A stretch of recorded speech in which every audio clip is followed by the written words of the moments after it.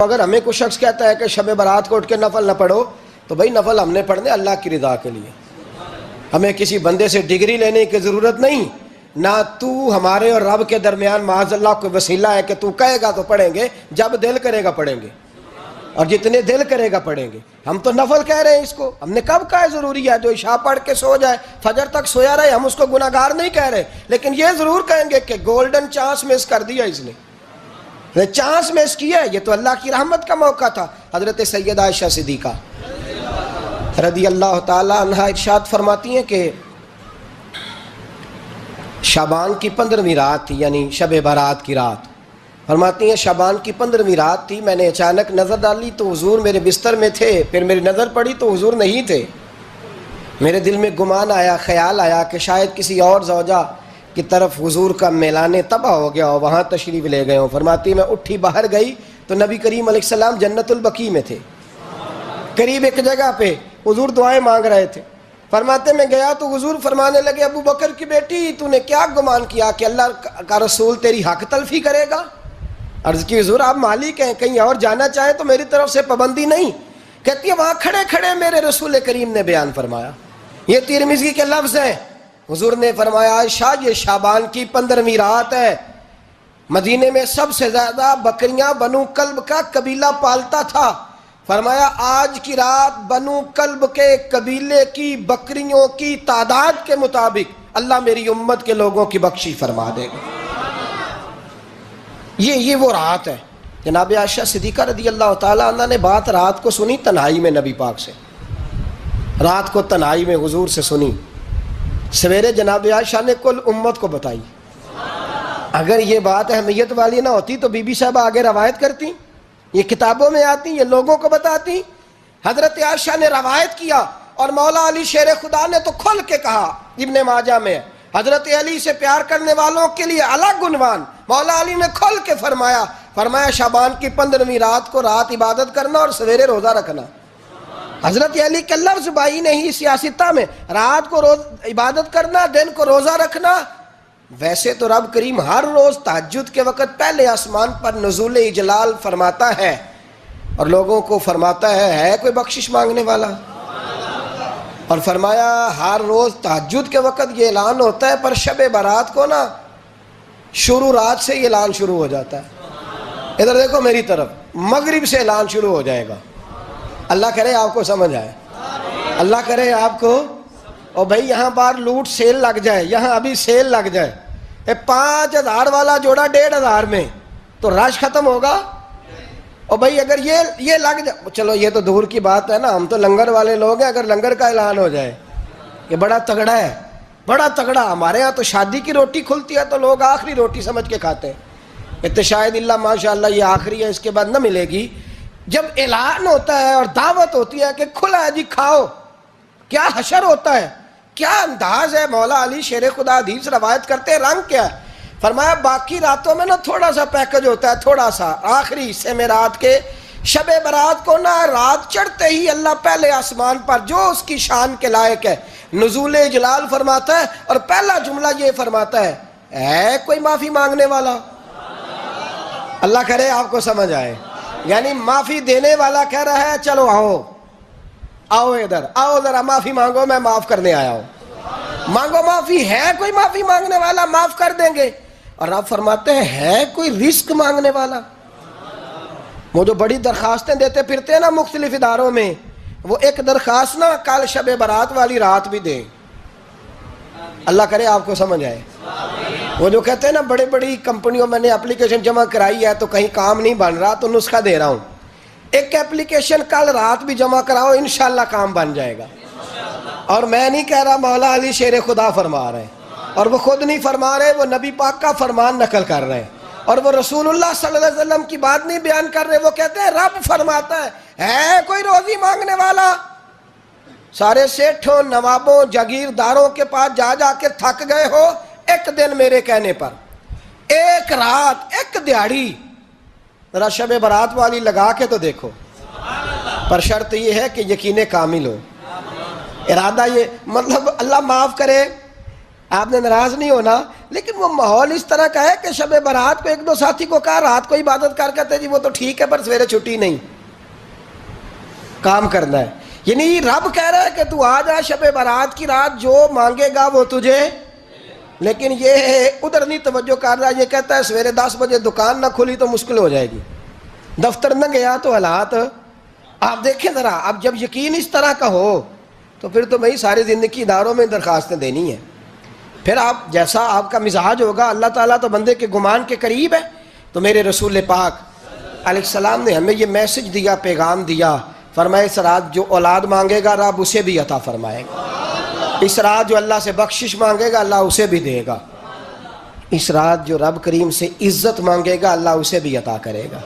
شارحین نے لکھا اس رات جو رب سے پردہ پوشی مانگے گا اللہ اسے پردہ پوشی بھی عطا کرے گا. جو جنت کا سوالی ہوگا رب اپنے فضل سے عطا فرمائے گا. کوشش فرمائیں، کوشش فرمائیں. 10 محرم کو ہمارے ہاں لوگ جاتے ہیں قبرستان، وہ کسی حدیث سے ثابت نہیں، میں منع نہیں کر رہا، جائیں 9 محرم کو جائیں، 10 کو جائیں، 11 کو جائیں، 8 کو جائیں، سفر میں جائیں، ربیع الاول میں جائیں، قبرستان میں جب بھی جائیں منع نہیں ہے. لیکن شب برات والی رات تو خود رسول کریم گئے ہیں نا قبرستان. اب جو بات میں نے سمجھانی ہے اس کو سمجھیں. نبی پاک کی والدہ کا مزار نہیں ہے وہاں جنت البقیع میں. حضور کے کو بھائی بہن حضور کیا کرنے گئے؟ امت کی بخشش کے لیے گئے. شب برات کی رات لالچی نہ بنے کہ صرف میں نے اپنے لیے روزی مانگنی ہے، کل امت کے لیے مانگے رب کریم سے. مانگے اپنے بھائی کے لیے، مانگے اپنی بہن کے لیے، مانگے اپنے بیٹے کے لیے، مانگے اپنی بیٹی کے لیے، مانگے اللہ کریم سے. یہ مانگنے کی رات ہے. پچھلی راتی رحمت رب دی کرے بلند آوازہ، بخشش منگن وارے کارن کھلا جے دروازہ. آئیں اللہ کی بارگاہ میں اس رات کو کھل کے دعا مانگیں. قبرستانوں میں نا کچھ قبریں ایسی ہیں کہ جو بتاتی ہیں کہ سالوں بیت گئے ہیں کوئی آیا نہیں. کچھ قبریں بتاتی ہیں. اور کچھ بڑے قبرستان بڑے شہروں میں ایسے بھی ہیں کہ جن کا گورکن کہتا ہے کہ مجھے کمیٹی نے کہہ دیا ہے جہاں 4-5 سال کوئی نہ آئے وہاں نئی قبر بنا دیا کرو. وہاں نئی قبر بن جاتی ہے معاذ اللہ. او بھائی کچھ ہیں ایسے، کچھ ہیں. یہ جائیں نا اکبر بادشاہ یہاں لیٹا ہے لاہور میں تو شعر لکھا ہوا ہے بر مزارے ماں غریباں نے گلے پروانہ سوزز نے صدائے بلبلے. فارسی کا مقولہ لکھا ہے اس کی قبر پہ، کہتا ہے میں وہ غریب ہوں. اعلیٰ بادشاہ ہے مقبرے میں لیٹا ہے، کہتا ہے میں وہ غریب ہوں کہ نہ یہاں کوئی پروانہ آتا ہے نہ بلبل آ کے گیت گاتی ہے. کوئی آتا ہی نہیں، کوئی فاتحہ نہیں پڑھتا، کوئی فاتحہ نہیں پڑھتا. او بھائی کئی قبریں ایسی ہیں جن پہ سالوں بیت گئے کوئی لوٹا نہیں.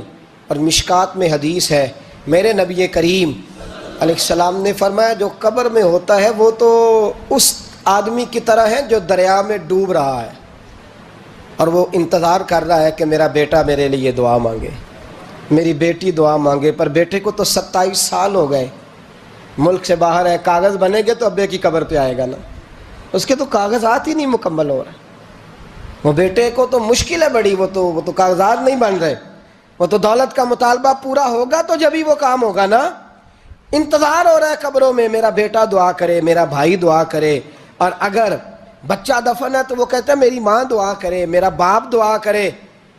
کوشش کریں شب برات بعد از مغرب یہ رواج پیدا کریں. یہ رسول اللہ کا طریقہ ہے صلی اللہ علیہ وسلم. قبرستان میں جائیں اور جا کر کے وہاں اللہ تبارک و تعالیٰ سے دعا مانگیں کہ یا اللہ جو اس قبرستان میں لیٹے ہیں وہ بھی، اور جو آج تک کلمہ پڑھنے والے دنیا سے گئے وہ بھی، اور جو قیامت تک جائیں گے وہ بھی. اے اللہ تو سب کی بخشش فرما دے.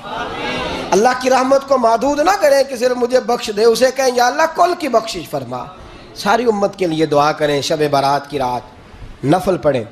ہمارے ہاں محفل ہوتی ہے ہر سال الحمدللہ، بڑے شوق سے بڑا خوبصورت ہم اہتمام کرتے ہیں. لیکن میں اکثر دوستوں سے کہا کرتا ہوں کہ جن کو اکیلے میں نفل پڑھنے میں مزہ آئے وہ اکیلے میں پڑھیں. کتنی کھلی بات کر رہا ہوں. میں پابند نہیں کر رہا کہ آپ یہاں آئیں گے محفل میں آئیں گے ضروری ہے.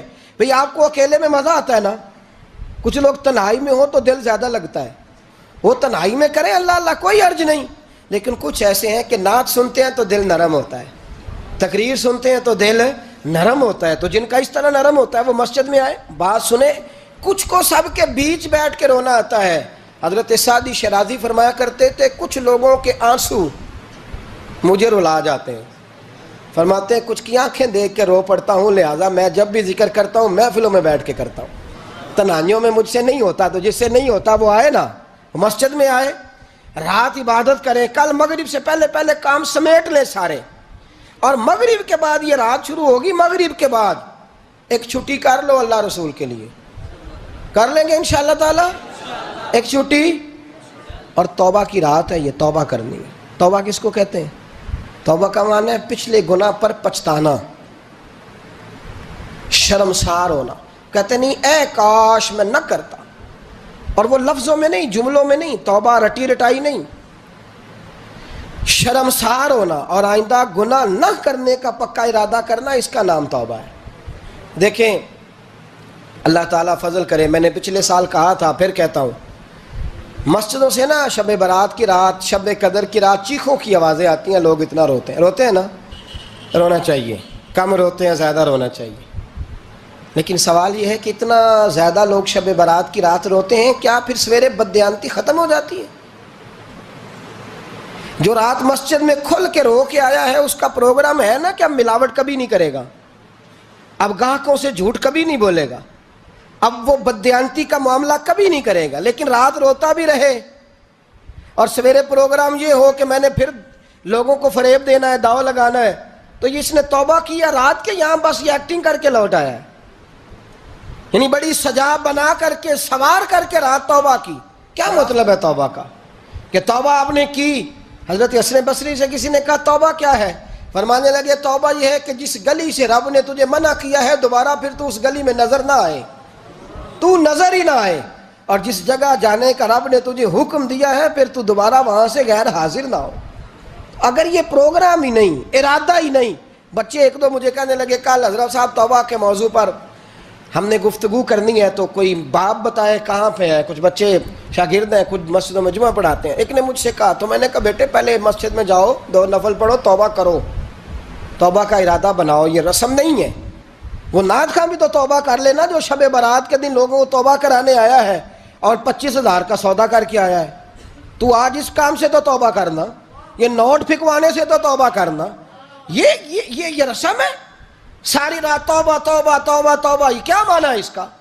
کیا مطلب کریں؟ امام غزالی فرماتے ہیں کہ ایک آدمی بادشاہ کا گارڈ تھا, سپاہی تھا, اس کا پہرے دار تھا, نگرانی کرتا تھا, بڑی وفاداری سے نوکری کرتا رہا. بادشاہ نے اسے تنخواہ کے علاوہ بھی بڑا نوازا. اسے بادشاہ نے بڑے الاؤنسز دیے, بادشاہ نے بڑا کچھ دیا, مکان دیا. کچھ سالوں کے بعد بادشاہ کو پتا چلا کہ یہ میرے لیے نہیں آتا تھا, اس کی تو میری کنیز پر نظر تھی, اس نے تو رات کی ڈیوٹی اس لیے لگوائی تھی کہ کنیز پر نظر تھی. تو امام فرماتے ہیں کہ بتاؤ پھر وہ بادشاہ اس کے ساتھ کیا سلوک کرے گا؟ وہ کیا سلوک کرے گا؟ تو لوگ کہنے لگے حضور لگتا یہ ہے کہ وہ نا 4-5 حصوں میں کاٹ کے تو کتوں کے آگے پھینکے گا. آپ فرمانے لگے میرا رب تو بڑا ہی کریم ہے, وہ تو ایسے نہیں کرتا. لیکن بتلاؤ اگر اسے پتہ چلے کہ یہ رسم کے لیے آیا ہے, اس کی تو نظر ہی مال پہ ہے, یہ تو سویرے بدلے گا نہیں, یہ تو دھوکہ دے رہا ہے, یہ تو توبہ کرنے آیا ہی نہیں, اس نے تو ڈھونگ رچایا ہے, اسے تو پہلے سے خبر ہے. تو پھر تم کیا امید رکھتے ہو؟ پھر کیا رویہ رکھتے ہو؟ شب برات کی رات دھاڑے مار مار کے رونا اور صبح اسی طرح دھوکہ دینا, اسی طرح فریب کرنا, اسی طرح جھوٹ بولنا, اسی طرح بددیانتی کرنا, اسی طرح لوگوں کو لوٹنا. تو یہ رسم نہیں ہے توبہ. توبہ تو بدل جانے کا نام ہے, توبہ تو پھر سنور جانے کا نام ہے. توبہ تو اس طرح ہے جس طرح حضرت ابراہیم ابن ادھم نے کی تھی. وقت کے بادشاہ تھے, بادشاہ جب توبہ کی تو پھر ہر چیز چھوڑ دی, پھر مال لوگوں میں بانٹ دیا اور پھر ٹاٹ کا لباس پہن کر زندگی گزاری.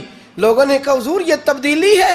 فرمایا تبدیلی نہیں, یہ میری توبہ ہے, یہ میری توبہ ہے. جب توبہ کی تو پھر بدل کے کی, جب توبہ کی تو پھر تبدیل کیا آپ نے. یہ کیا توبہ ہوئی؟ ساری رات روتے رہے, سویرے دکان پہ جا کے پھر قسم اٹھائی کہ مجھے تو پڑتا ہی 11,000 کا ہے. یہ توبہ ہے؟ تو آپ نے اور میں نے توبہ کرنی ہے تو انشاءاللہ تعالیٰ اس طرح کرنی ہے کہ پھر 15ویں شعبان کو بدل جائے. یہ جو موقع آتے ہیں نا شب برات کے, شب قدر کے, یہ بنیادی طور پر اللہ تعالیٰ کی طرف سے دی ہوا موقع ہوتا ہے کہ چلو تمہیں چانس دیتے ہیں،